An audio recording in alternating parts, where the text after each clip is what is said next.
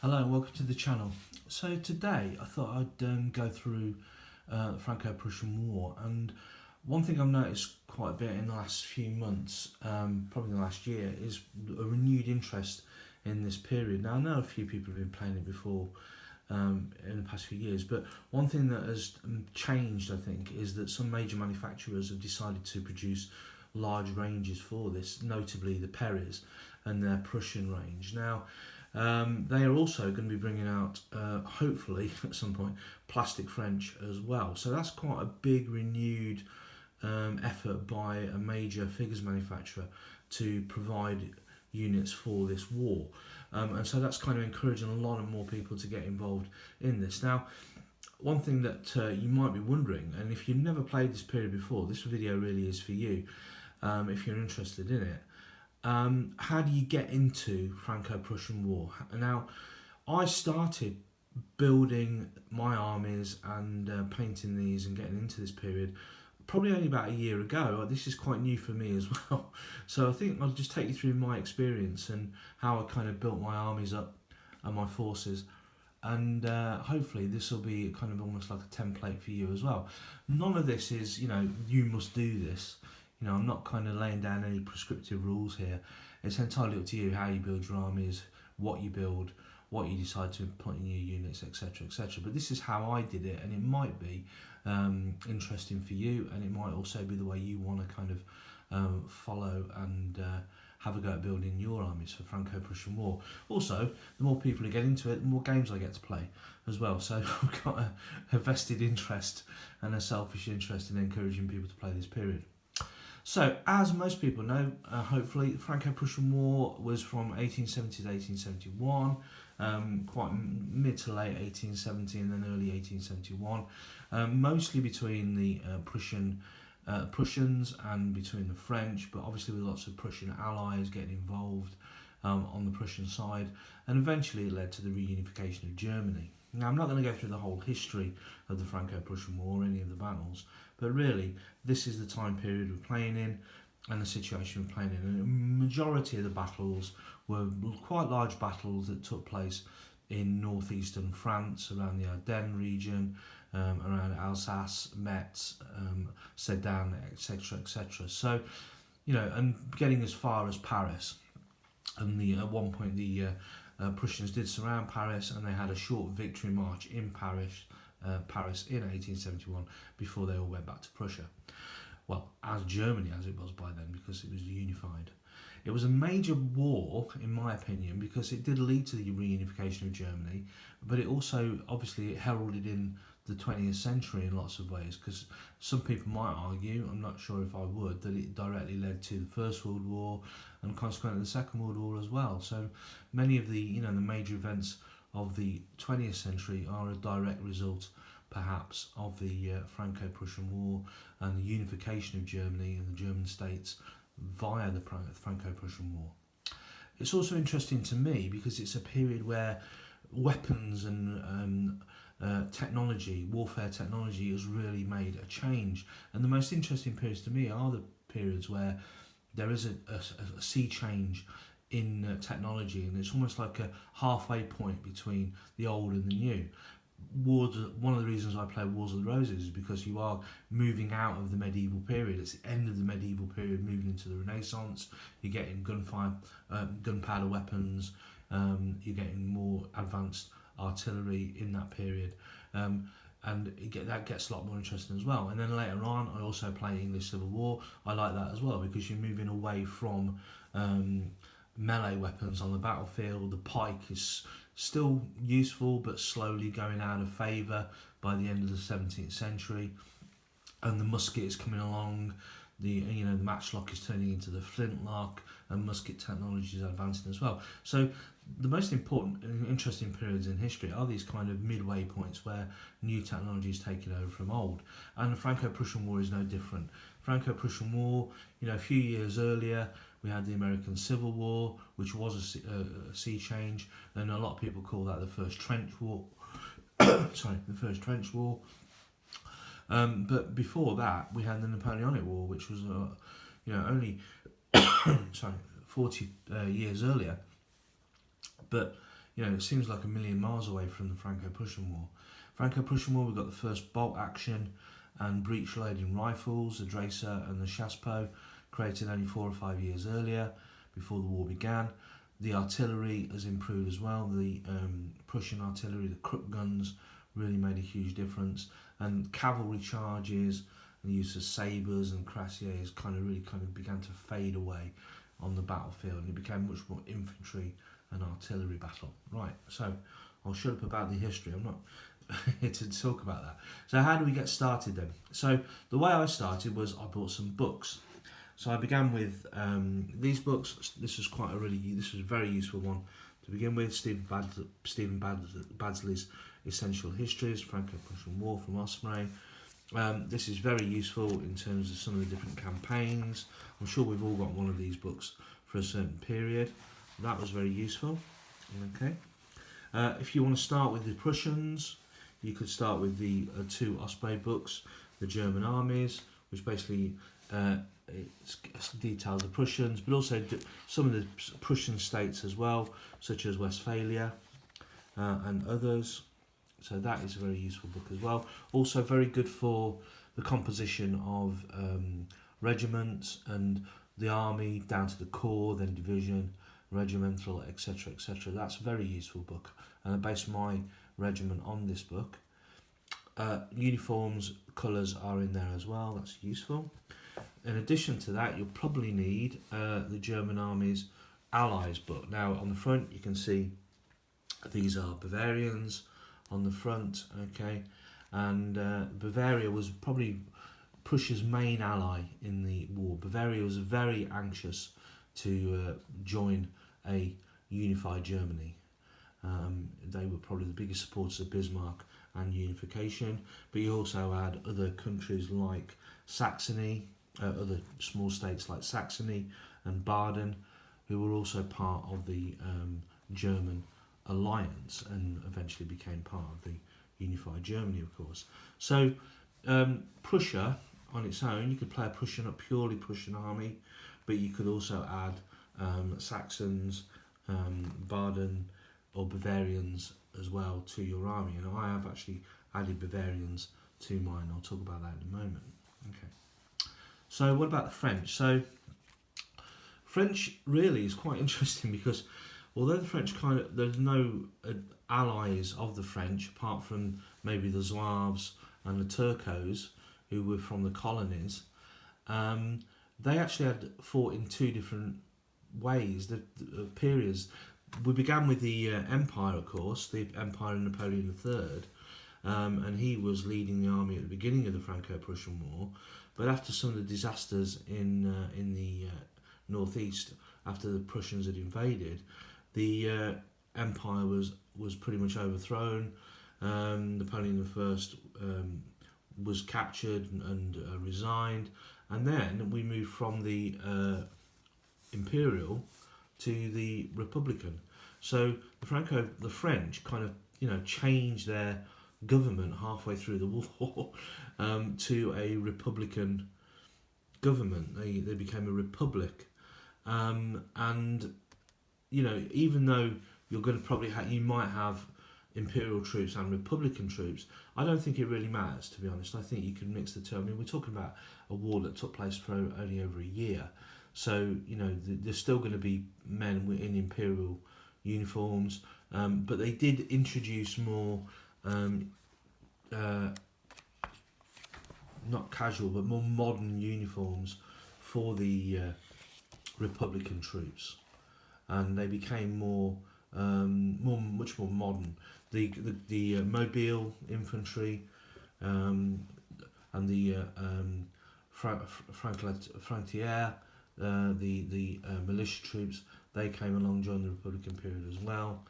And we also got obviously Garibaldi from Italy joined the war as well during the Republican period. So the Republican period is an interesting period, but it doesn't really cover the major battles of the war. Most of the major battles, the huge battles, took place at the start of the war during the imperial period. So it's up to you how you organise your army. I don't mind a mixture of both. And obviously it doesn't make sense to play in one period or the other because you're only playing in a small period of time, but it's interesting to try to mix it up a little bit, I think. So, the French and the Prussians, it's up to you if you want to, build one army or two, but that's how you could go about it. So I started with the books and just kind of reading up. I didn't buy all the books at first. I probably only bought the main essential history, and then to get some idea of the uniforms, I bought these.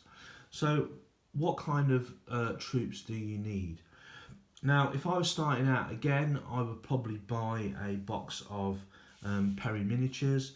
So they've got the Prussians. They've got two different boxes for the Prussians in plastic. They've got the skirmishers, and they've got the marching Prussians. Now, I probably wouldn't buy the marching ones because I quite like the ones that are skirmishing, because the ones that are marching are basically just marching or standing still. Okay, and they don't really look that active on the battlefield. So I'd probably, if you're going to buy one box, I would go with the skirmishers from Perry's. They're now £22 direct from Perry's, but I'm sure you can get a third party provider that will sell those. Okay, so that I would start with those. Start with the line troops, the fusiliers, and grenadiers. Now, there wasn't a huge amount of difference in uniform between the fusiliers and the grenadiers. Grenadiers being the kind of higher class of troop. Basically, it just came down to the colours of their epaulets, if anything else. So it's quite easy to convert the line troops that you get, the fusiliers, into grenadiers. So you've got those different units. Okay. So let's take a look at some of the units for Prussia then that I've done so far. And I'm just going to take the camera off the stand. So apologies for the quick knock. Okay. So let me take you through some of the units that you might consider getting hold of, and some of the different companies that you might buy them from. So back here then, these are the Perry Prussians skirmishing. These are the Perry Prussians, plastic Perry Prussians skirmishing. You get 36 in a box, okay, for £22 at the moment from Perry's, including postage. And you do get the flags, and you get the finials on the banners, etc. So obviously there aren't 36 there. I've got several different units altogether, but those are the Perry Prussians. That's what they look like. Okay. Now, in addition to the Perry Prussians, I would also, what you could do with the Perry Prussians, and I did this, is I converted the Fusiliers, these guys, into Jaegers. Okay. So you want some skirmishing troops as well on your side. So you've got your line troops, your grenadiers, and your fusiliers. But you probably also want your skirmishers. So I converted the fusiliers into Jaegers. Now, the way I did this was I stuck the Landwehr Shako on them, and I painted them green. I cut the bayonets off the guns, and I turned them into Jaegers. Now, you can buy Jaegers from other companies, but that was quite an easy way to just kind of fix and change the existing Prussians that I've got. So you can create skirmishing troops, Jaegers, from the Perry Prussians plastic box. Now, so in addition to that, the Perrys also allow you to create Landwehr, okay, as part of your units as well. So I've only done 2 of these guys so far. I haven't done many Landwehr, okay, as you can see. So you've got the line troops, you've got the Fusiliers and the Grenadiers, you've got the Jaegers, and you've got the Landwehr, and you can create all of those from the Perry Prussians plastic box. Now, in addition to the Perry kits, I've also been buying the Eagles of Empire kits as well. Now, these are Eagles of Empire miniatures, and these are metal, okay? These are metal miniatures, and these are obviously different from the Perry ones, but they work really well. They go together really, really well. Now, these I've actually used for my Grenadiers, so I've given them slightly different epaulets and straps, and these are my Grenadiers. So I've used the metals for my Grenadiers without, and they don't come with bayonets fixed, which is quite nice because that mixes it up a little bit. And I've used the Perrys for my Fusiliers.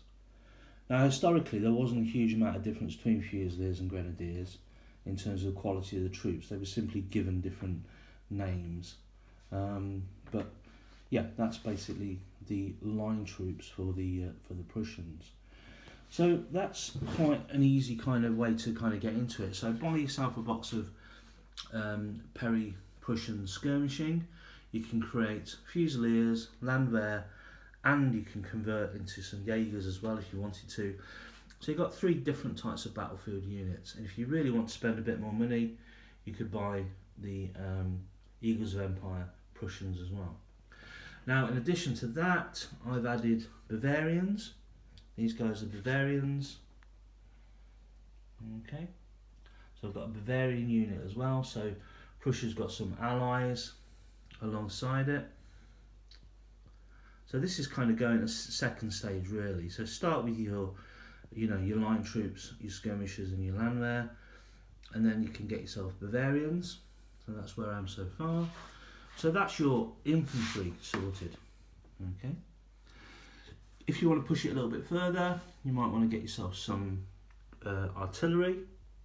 So these are both Krupp guns, and these are both, I think, I'm trying to remember where I got these from. These are both Perrys. Okay, so these are Krupp guns from Perrys, obviously metal Krupp guns. So that's your artillery for the Prussians. It depends on what game you're going to play. If you're going to play a small scale skirmishing game, probably only one of these. If you want to play bigger games, obviously 2, 3, it's up to you. Now, in addition to that, if you want to go and get yourself some cavalry, you could get yourself some Prussian cuirassiers, and these are from Eagles of Empire, and this is from Bradau, and these cuirassiers. So you won't need, I wouldn't think at first you would probably need any cavalry at all, because as I say, the cavalry in the Franco-Prussian War, they were pretty much used as kind of last-ditch suicide troops, an attempt to kind of break out of a difficult situation, or and rarely used for reconnaissance. So, or if they were used for reconnaissance, they were often used poorly. So you probably don't need cavalry to begin with, but you might just like cavalry. I love painting cavalry, to be honest. One of the very few people who do that. I've added a few little kind of units at the back, just like some little dioramas, really, from the Franco-Prussians, and a couple of command stands as well. So that is my Prussian army. So we've got the cavalry, the guns, and the infantry, and I would say that that is a pretty comprehensive force to begin with. That's probably all you need, and you probably need less than that. I would say you probably only need, if you want to get started, get painting and put together a reasonable size force, then 1 box of skirmishing Prussians is probably enough. Okay. Yeah. So that's for the Prussians. Now the French. So unfortunately, the French are a little bit more difficult to source, because there are no plastic French at the minute from Perry. I think they've got them coming along, and I'm quite interested to get those. But most of my French at the moment are from Eagles of Empire. So Eagles of Empire do quite a good range of both sides, but they are a tiny bit more expensive than the Perrys, and I'll go through costs and things in a moment. So on the left here, you really want to start with some French line, okay, line troops. So this is the French line, box standard. The majority of troops would be these line troops, okay. Now from Eagles of Empire, like I say, a tiny bit more expensive. These are all metal, and they're £26 for 16 direct from Eagles of Empire. You could probably get them from elsewhere. So slightly more expensive, but at the moment there probably aren't that many other places you can get them from. But I will go through some other suppliers in a moment. This is where I got mine from. So you've got your basic line troops, and then if you want to add a few more exotic units, then you could add some Zouaves to the French. So the Zouaves, quite an interesting unit, obviously very colourful, also used in the American Civil War as well. So you could switch over, use those guys for your ACW stuff perhaps. Okay, So the Zouaves, I painted these as Zouaves, but you can also paint them up as Turcos as well in slightly different colours with the white pantaloons and the floppy hats rather than the fezzes. So Zouaves and Turcos are an addition. So they're more of an elite troop. Okay, in most rules, the Zouaves are given much better statistics than the other units, and they're more of a kind of shock troops, elite troops, fighting force. Okay. Now, these are probably my favourite figures of all. These are the Franc-Tireurs. Now, the Franc-Tireurs were the militia, French militia, and these really are skirmishers. These are the guys who will go up alongside against your Prussian Jaegers. Okay, the Franc-Tireurs, they'll go up against the Jaegers, but they weren't great quality. The Jaegers, obviously, professional troops, and but the Franc-Tireurs are pretty much civilians who kind of formed local militias in resistance, and Franc-Tireurs kind of arose pretty much during the Republican phase, just to kind of resist the Prussians out in the countryside and out and around Paris, especially in the Loire Valley, and other areas in the northeast, and the Ardennes, of course, as well. Why did I say Loire Valley? The Ardennes, and these were really kind of the forerunners of the French resistance, if anything else. But they're quite colourful uniforms. And Garibaldi is another option you could use. Garibaldi actually had his own force of Franc-Tireurs when he was out there fighting after coming over from Italy, and I think they were coloured in kind of red and green, those kinds of colours. So you can find the colours for his unit. There's quite a lot of information online about him fighting in the Franco-Prussian War. So there's a whole area of interest there, and it's quite considering it only took a year. A lot of things happened. France changed hands in terms of government from imperial to republican. And, we had historical figures like Garibaldi entering the war. And there's lots of options for later, if you wanted to do what-if scenarios with other countries, and I'll mention those in a moment, coming into the war, then that's potential as well. It's a fantastic period. This is a period where, we're really talking about kind of, chocolate box soldiers, aren't we? With the Prussians with the pickle helms and the red and the blue and the... that was one of the things that attracted me to it, first of all, was the fact that I just love the uniforms. I can't think of a period where they had better uniforms. I think the grey and the yellow and the blue, the Confederate uniforms, is really nice as well. But to me, this is a really nice period. I know the Napoleonic period had really colourful uniforms, but compared to trying to paint Napoleonics, this is a lot easier. Okay. So, line troops, Zouaves, Franc-Tireurs, skirmishers, and you're going to need a little bit of artillery as well. So for the French then, okay, they were using the Lahit gun. Hopefully my French isn't too bad. Lahit or Lahite, I'm not sure how it's pronounced. Now these, I think, are both Perrys as well. And these are about £12.50 each from Perry's. Okay, so you probably will, I'd go for one of these. I love painting cannons. I think I've got 6 English Civil War cannons. I've got 2 or 3 Wars of Roses cannons. I love cannons. I love big guns. And then, of course, the French, very interestingly, had one of the first machine guns, the mitrailleuse. Now the mitrailleuse was, it was a weapon which had a high rate of fire. It was a little bit like the Gatling gun used by the Americans. And I think you certainly want one of these. If you don't have artillery, I would definitely have one of these.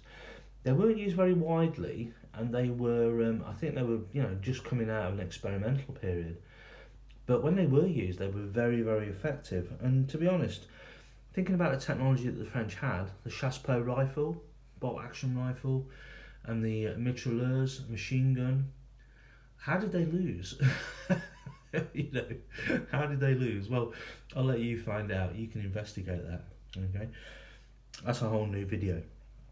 Okay, so a mitrailleuse, the artillery, and your infantry. So you're pretty much set up Now, if you really want to go down the path of cavalry for the French, then you could do the French chasseurs, not chasseurs, the French the cuirassiers, French cuirassiers, and French hussars. So you've got some reconnaissance troops in the hussars, okay, and you've got some shock troops in the cuirassiers. So cuirassiers. Now these are probably my favourite figures. I'm just going to go around a bit flyover to show you these off a little bit more. These are the latest ones that I painted, and I finished them this morning, and I absolutely love these guys. My God, these are Eagles of Empire. All of my French, apart from the artillery and the mitrailleuse, are Eagles of Empire.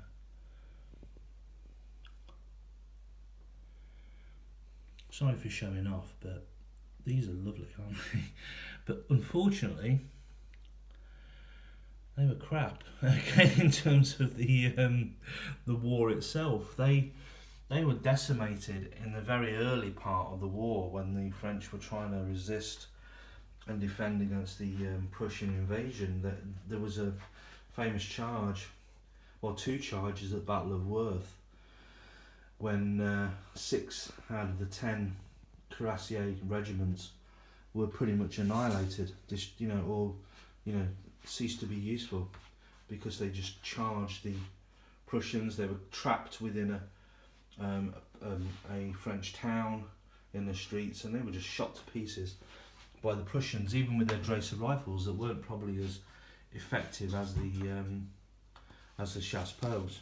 Okay, so that, guys, is pretty much it as far as putting together a force is concerned. So I would certainly, definitely, my number one buy would be a box of skirmishing Prussians from Perez. If you want to buy two forces, if you want to also go for the French as well, then I would go Eagles of Empire. Like I say, they are a little bit expensive, but they do army deals where you can buy several packs. Okay, it does depend how much money you want to spend, but I would certainly go for the line infantry to begin with, and then what you'll find the same as me in this. And I'm talking to the converted here, aren't I? We start with one unit, then we think, oh, they look nice, get another one, and it gets out of control. Okay, so I suggest you check out their site as well. So there's lots of other people who provide Franco-Prussian figures as well. I'll just go through, well, I say lots, so 2 or 3. Wargames Foundry, they do quite nice wagons, so they do a bit more battlefield kind of furniture. They also sell Jaegers, okay, which are not, you don't have to kind of repurpose the skirmishers if you buy their Jaegers. They've got some nice commanders, also dead bodies and Bavarians. You will get dead Prussians in with the skirmishing box and the Perez, but I don't think that that there are any dead bodies from Eagles of Empire. So Wargames Foundry is quite useful. £14 for 3 Hussars, £26 versus £26 for 6 from Eagles of Empire. So that is slightly more expensive from Wargames Foundry for their Hussars. That's just an example of cost there. Steve Barber Miniatures, he does infantry as well. He does Saxons, so I'm going to be getting some of those. I had a look through about a week ago and found that he did Saxons, so I want to add another state to my Prussian army, so I'm going to be going with Steve Barber and looking at his Saxons, and he also does a nice range of Jaegers as well, okay, but he doesn't do any French, he only does Prussians. So Wargames Foundry and Steve Barber are probably the place to go after the Perez and Eagles of Empire. And then North Star, they do some Austro-Prussian War stuff. Now, the Austro-Prussian War was slightly earlier, 1866, obviously between the Austrians and the Prussians, like the name suggests. But you could use the Prussians from that war for your Franco-Prussian War. Okay, so pretty much very similar state. German states got involved, and so you could use figures from that. Ascari miniatures. they've got French sailors of the French Republic. So, if you want to fight in the Republican period, and you want to paint up some sailors, they were fighting as well in the streets, probably Paris Commune, something to do with that. That would be interesting as a small skirmish battle. Paris Commune battle, you could use that as well. And they also do Zouaves and Turcos. So if you want a little bit of variety from your Eagles of Empire, Zouaves and Turcos, you could probably get some from Ascari Minis. Now I'll put all the links to these companies in the description below, so that you can get and maybe even pick some of these up if you're interested. So that, we're kind of coming to the end now. I've done about 30 minutes of me talking. It's rare that I'll talk for this long during my holiday. It's half term at the minute. I'll quite happily talk for 30 minutes when I'm in a class. Okay, you can imagine, can't you?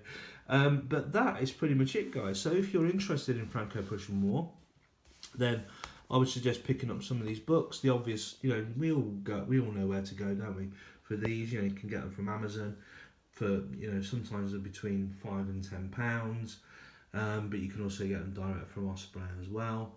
I would certainly suggest the German book and the probably the Imperial book to begin with, because that's when the large battles were fought. And the Essential Histories one, you can get these for pretty much every period, can't you? I've got a very good Wars of the Roses one, very good Napoleonic one, very good Wars of the Sun King one. So, these are tried and tested history books. Now, I did say earlier, what if you want to add a few more nations into this war? Now, this was pretty much in some ways a little local conflict between the French and the German states, and other countries kind of didn't really get involved. But maybe, what if, and this is a what if situation, the British got involved? Now, why weren't the British involved in the Franco-Prussian War? Why didn't they come in on the side of the French or the Germans, who they obviously had a very strong connection to?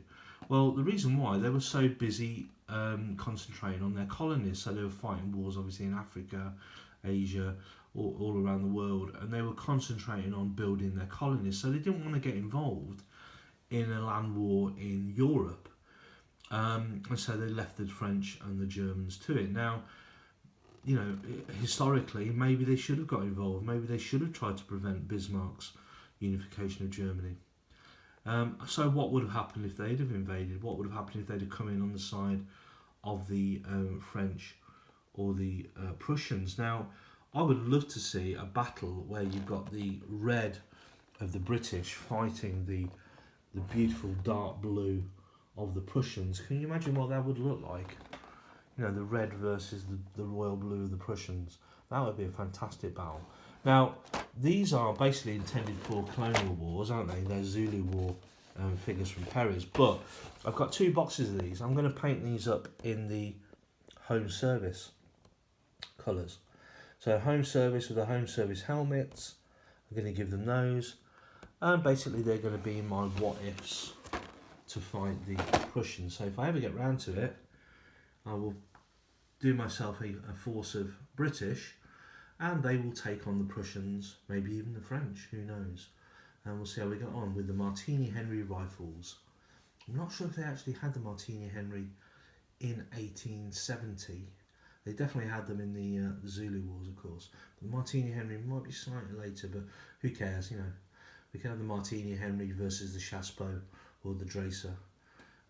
That's one of the most interesting things for me, is it's technology versus technology, who's got the best weapons. Right, so, hope that was interesting for you. One last look at the table. Okay, when you get these things out, you realise just how busy you've been, don't you? And this is why my wife's always complaining at me that I haven't painted the kitchen. So I've been doing this. So, hey, you only live once. Life's too short to paint a kitchen. So, okay. So I hope you've enjoyed it, guys. And if you're interested in Franco-Prussian War, then I would certainly, pick up some of the minis. Even if you just start with the Perry's Prussian box, it's a place to start. Get those beautiful blue and red uniforms painted up, and the lovely pickle helms, of course, as well. Okay, thanks for watching. Hope you've enjoyed it. Hope it's been informative. And I'll stick all the links to the different manufacturers in the description below. Have a really good day. Have a great week. And I'll speak to you soon. Bye.